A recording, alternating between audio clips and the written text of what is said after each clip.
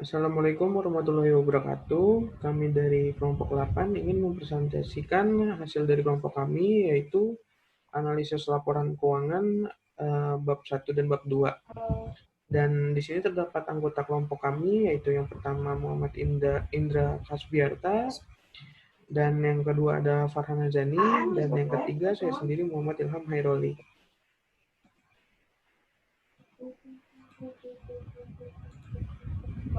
Oke, analisis bisnis. Analisis bisnis itu terbagi oleh dua, yaitu evaluasi prospek dan evaluasi resiko. Pengembalian keputusan bisnis itu pertama ada investor, kreditor, manajer, analis, merger dan akuisisi, direktur, regulator, eksternal atau auditor, pekerja atau serikat pekerja, dan terakhir lawyer. Dan yang kedua Informasi untuk analisis bisnis yang terbagi menjadi dua, yaitu kuantitatif dan kualitatif. Perbedaannya, kalau kuantitatif pertama adalah laporan keuangan, kedua statistik industri, ketiga indikator ekonomi, keempat pengajuan peraturan, kelima laporan perdagangan. Kalau yang kualitatif, diskusi analis diskusi analis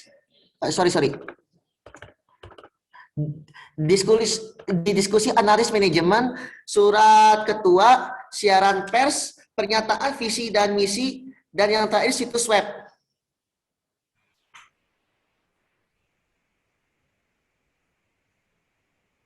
Lanjut, Am.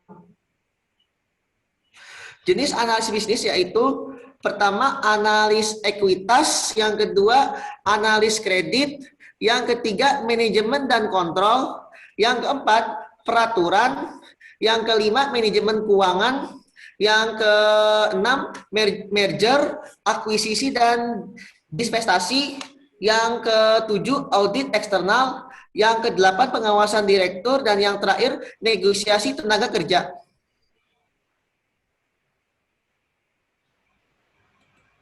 Lanjut, Ham. analisa kredit untuk kelayakan kredit, yaitu kemampuan untuk memenuhi kewajiban kredit atau penurunan risiko.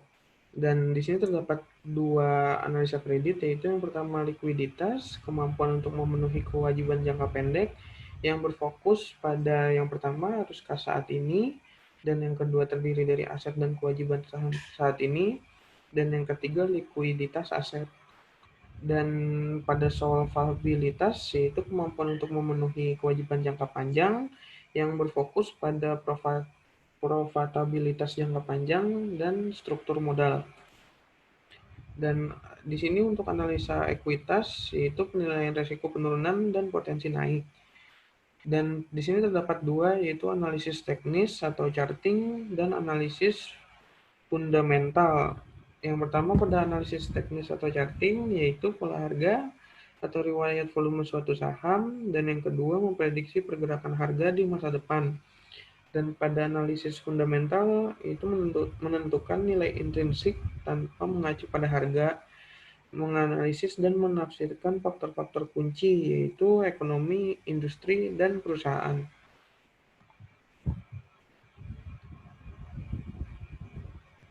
Analisis akuntansi, proses untuk mengevaluasi dan menyesuaikan laporan keuangan agar lebih mencerminkan realitas ekonomi. Di sini terdapat masalah komparabilitas, yaitu lintas perusahaan dan lintas waktu, dan masalah distorsi, yaitu kesalahan estimasi manajer, dan yang kedua manajemen laba, yang ketiga standar akuntansi, dan itu semua termasuk dalam cangkupan risiko akuntansi. Analisis keuangan. Proses untuk mengevaluasi posisi keuangan dan kinerja dengan menggunakan laporan keuangan. Analisis probabilitas, evaluasi pengembalian investasi. Analisis resiko, evaluasi resiko dan kemampuan membayar. Analisis arus kas, evaluasi sumber dan penggunaan dana itu dari alat analisis rasio, analisis arus kas, memunculkan resiko akuntansi. Analisis prospektif. Proses untuk meramalkan hasil dari masa depan, lingkungan bisnis, dan analisis strategi. Analisis akuntansi, analisis keuangan, nilai implisit. Aktivitas bisnis, aktivitas perencanaan tujuan. Yang pertama ada strategi, yang kedua promosi, yang ketiga kompetisi, keempat kesempatan, yang kelima proyeksi, yang keenam tantangan, ketujuh distribusi, yang kedelapan pricing, yang kesembilan kinerja manajemen, dan yang ke-10 permintaan pasar. Aktivitas bisnis. Aktivitas bisnis itu terbagi menjadi dua, yaitu aktivitas investasi dan aktivitas pendanaan. Aktivitas investasi, pembelian sumber daya, dan yang kedua penjualan sumber daya. Kalau yang aktivitas pendanaan, pemilik atau equity, yang terakhir non pemilik atau liabilities. Lanjut, Am. Aktivitas bisnis terbagi menjadi tiga, yaitu aktivitas investasi, aktivitas perencanaan, dan aktivitas pendanaan. Aktivitas operasi adalah pendapatan dan biaya dari penyelenggara kegiatan produksi dan pemberian jasa. Laporan keuangan dan aktivitas bisnis yaitu terdiri antar planning, yaitu ada tiga. Yang pertama investing, yang kedua operating, dan financing. Perbedaannya adalah kalau investing, current, yaitu ada cash, account receivable inventory, yang ketiga marketable security. Yang kedua itu ada non current, yaitu land, building, dan equipment. Yang kedua patents, dan yang terakhir investment. Operating terdiri atas sales cost of goods sold atau COGS, selling expense, administrasi expense, interest expense, dan yang terakhir income tax expense. Kalau yang financing current-nya itu not payable, yang kedua account payable, yang ketiga salaries payable, yang keempat income tax payable. Non current yaitu pertama bonds payable, kedua common stock, yang ketiga return earning. Lanjut, financial statement terbagi menjadi 4, yaitu balance sheet, income statement, statement of shareholder equity, dan yang terakhir statement of cash flow.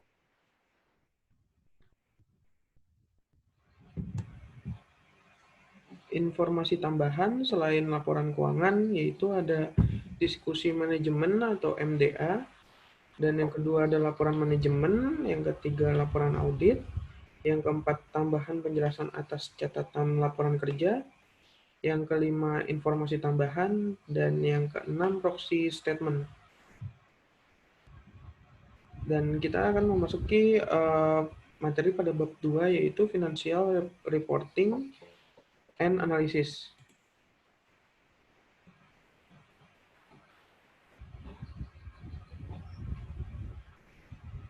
A. Lingkungan pelaporan keuangan. 1.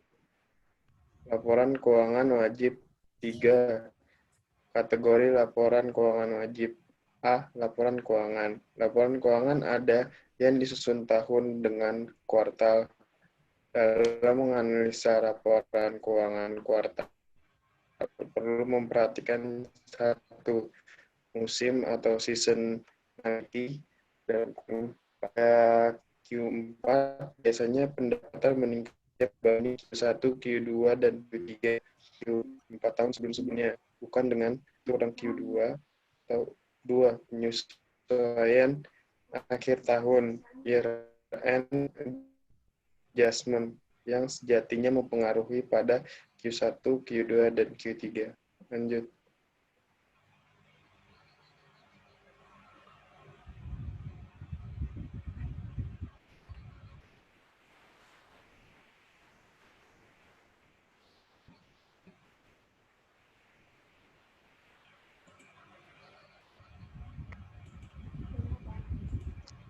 Yang kedua ada pengumuman laba atau returning announcement. Pengumuman laba disediakan bagi para pelaku pasar modal, yaitu melalui sebuah media keuangan seperti The Wall Street Journal, Pengumuman laba menyajikan ringkasan informasi penting mengenai posisi keuangan dan kinerja perusahaan untuk periode kuartalan maupun tahunan. Yang ketiga ada laporan wajib lainnya, yaitu selain laporan keuangan, perusahaan harus membuat laporan lain, yaitu laporan proxy atau proxy statement, yang berisi laporan mengenai kejadian yang tidak biasa seperti perubahan auditor dan prospektus. Yang kedua, faktor yang mengaruhi laporan keuangan wajib. Yang A, prinsip-prinsip akuntansi yang berlaku umum atau GAAP, yaitu laporan keuangan dibuat berdasarkan GAAP yang berupa aturan dan panduan akuntansi keuangan, contoh US GAAP dan International Financial Reporting Standard IFRS. Yang ke B, manajer. Biasanya manajer menentang standar akuntansi dengan satu, menurun laba yang dilaporkan. Yang kedua, meningkatkan volatilitas laba, atau yang ketiga, mengungkapkan informasi kompetitif mengenai segmen, produk, atau neraca. Yang terakhir, yang C, mekanisme pengawasan dan pelaksanaan untuk memastikan keandalan dan integritas laporan keuangan, beberapa diantaranya melalui auditor, corporate governance, komisi pertukaran dan saham. Yang terakhir, langkah hukum.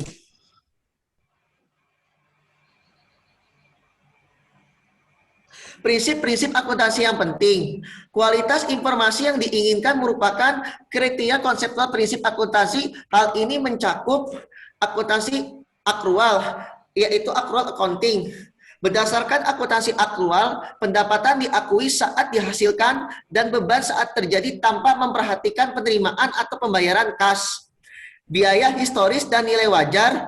Biaya historis adalah nilai dari transaksi yang sebenarnya berdasar harga perolehan akuntansi berbasis transaksi. Nilai wajar merupakan perkiraan nilai ekonomi suatu aset atau kewajiban pada saat ini. Materialitas atau materiality, yaitu perubahan karena kesalahan penulisan maupun kesalahan informasi yang mengakibatkan perubahan penilaian seseorang. Yang terakhir, konservatisme atau konservatis, tidak optimis dalam melaporkan. Pertama, konservatisme menyajikan aktivitas dan laba terlalu rendah.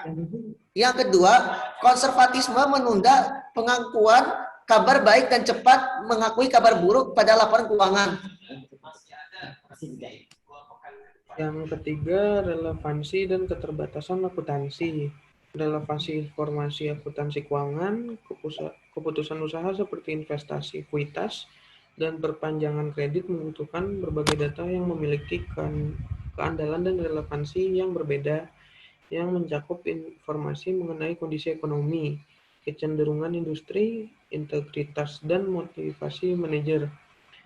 Keterbatasan informasi laporan keuangan, sehingga perlu informasi dari sumber alternatif berupa ramalan, laporan, dan rekomendasi analisis. Keunggulan sumber alternatif ini adalah yang pertama, ada tepat waktu. Informasi dari sumber alternatif dapat disajikan secara real time, sedangkan laporan keuangan paling cepat kuartalan. Yang kedua, frekuensi. Sumber informasi alternatif, termasuk laporan analisis, disajikan setiap dibutuhkan, sedangkan laporan keuangan dibuat secara berkala. Dan yang ketiga, orientasi ke masa depan. Sumber informasi alternatif, khususnya laporan dan ramalan analis, menggunakan informasi yang berorientasi ke masa depan. Berikutnya dibacakan oleh Farhan.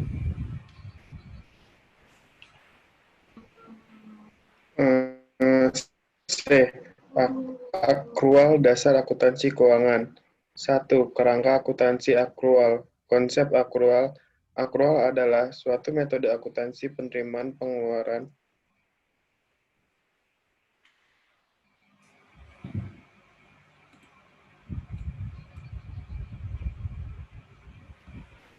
Farhan, suara terputus-putus, Han.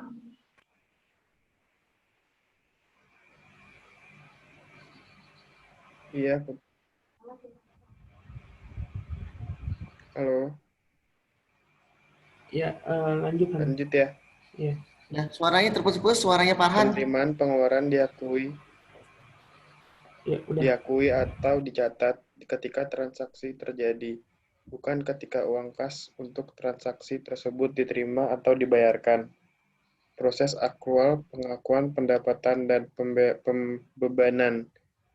Akrual pendapatan. Pendapatan diakui saat diperoleh dan saat direalisasi atau dapat direalisasi. Pendapatan terjadi ketika perusahaan menyerahkan produk atau jasanya. B. Pembebanan. Beban yang berasal dari produksi disebut biaya produk atau produk cost dan diakui saat produk atau jasa diserahkan.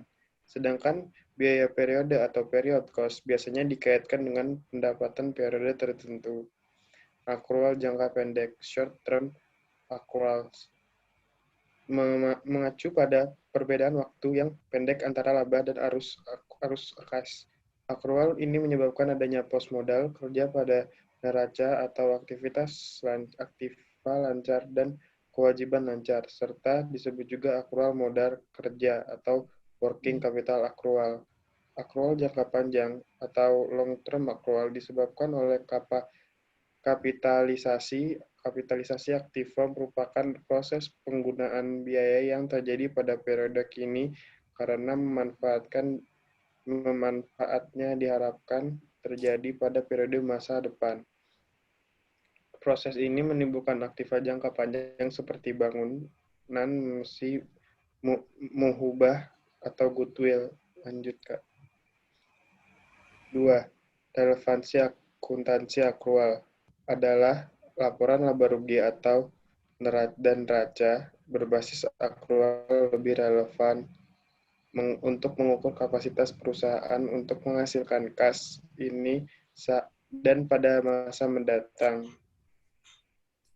Angka laba yang lebih mencerminkan profitabilitas serta juga membuat aktiva dan kewajiban lancar menjadi informasi keuangan yang berguna dalam menyajikan informasi relevan atas kinerja dan kondisi keuangan suatu perusahaan.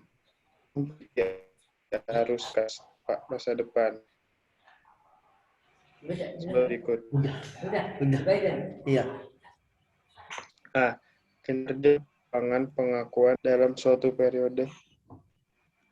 Belum kelar.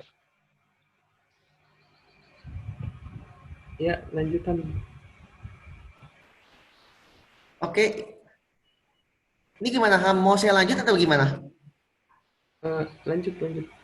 Oke. Implikasi akuntansi. Ini gimana? Ini Farhan dulu atau saya? Farhan masih lanjut. Telah diketahui bahwa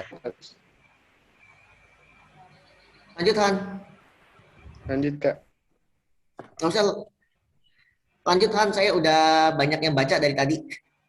Kak.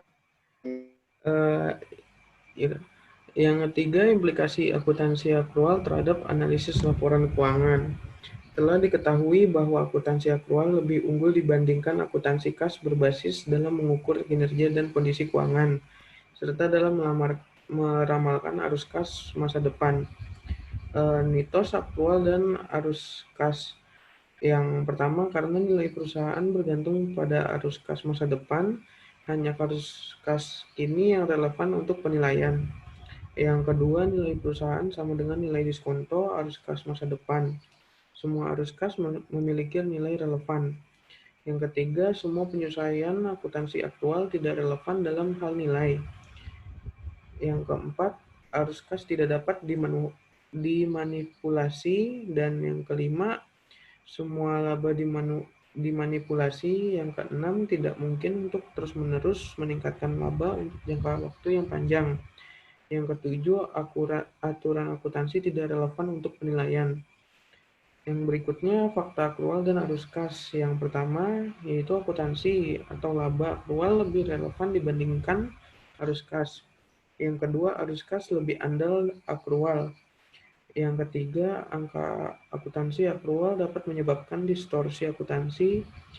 Yang keempat, nilai perusahaan dapat ditentukan dengan harga akuntansi akrual.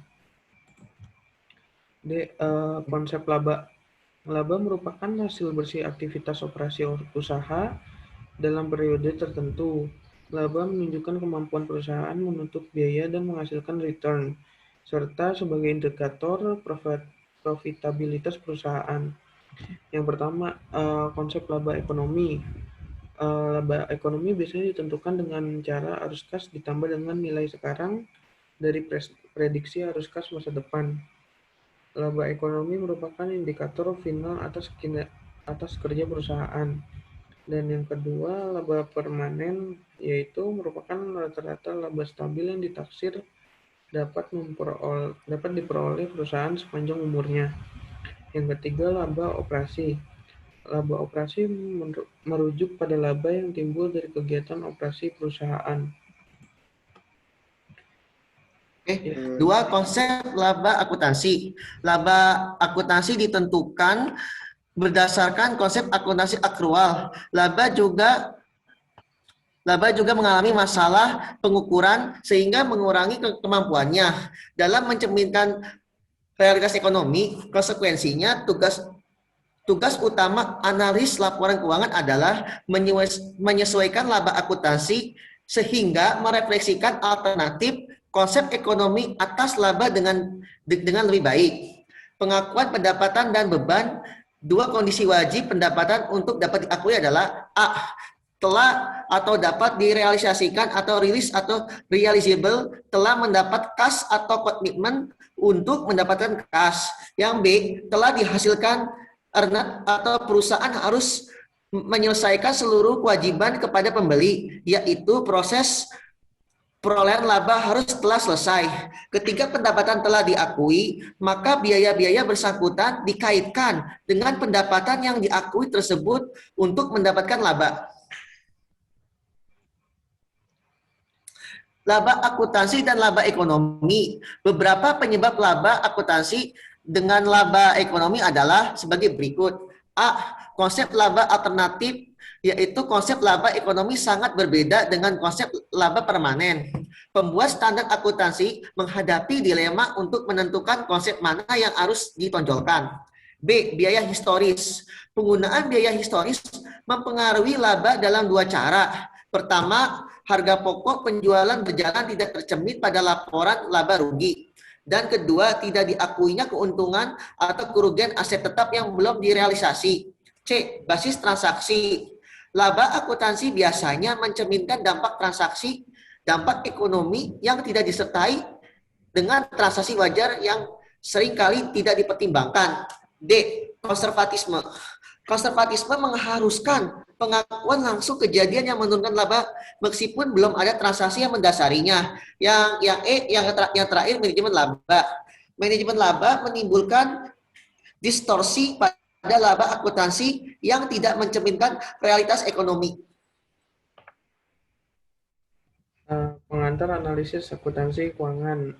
Analisis akuntansi merupakan proses evaluasi sejauh mana angka akuntansi perusahaan mencerminkan realitas ekonomi. Kualitas analisis keuangan dan kesimpulan yang dibuat bergantung pada kualitas informasi akuntansi yang digunakan dan bahan mentah dari analisis ini. Yang pertama, kebutuhan akan analisis akuntansi. Kebutuhan akan analisis akuntansi disebabkan dua alasan, yaitu yang pertama, akuntansi akrual memperbaiki akuntansi kas dengan mencerminkan aktivitas usaha pada waktu yang lebih tepat. Yang kedua, laporan keuangan dibuat untuk berbagai jenis pemakai dan kebutuhan informasi. Selanjutnya, distorsi akuntansi. Distorsi akuntansi merupakan penyimpangan dari informasi yang dilaporkan pada laporan keuangan terhadap realitas usaha sebenarnya. Selanjutnya dibaca oleh Farhan. Distorsi ini timbul dari sifat akuntansi akrual, keseimbangan andalan dan relevan, standar akuntansi, kesalahan estimasi, manajemen laba.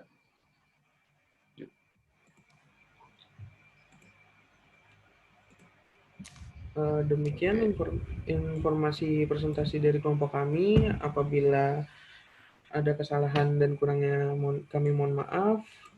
Assalamualaikum warahmatullahi wabarakatuh.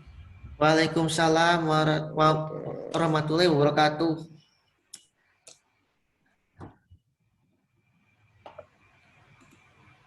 Ilham, saya jadi baca yang slide mana aja berarti?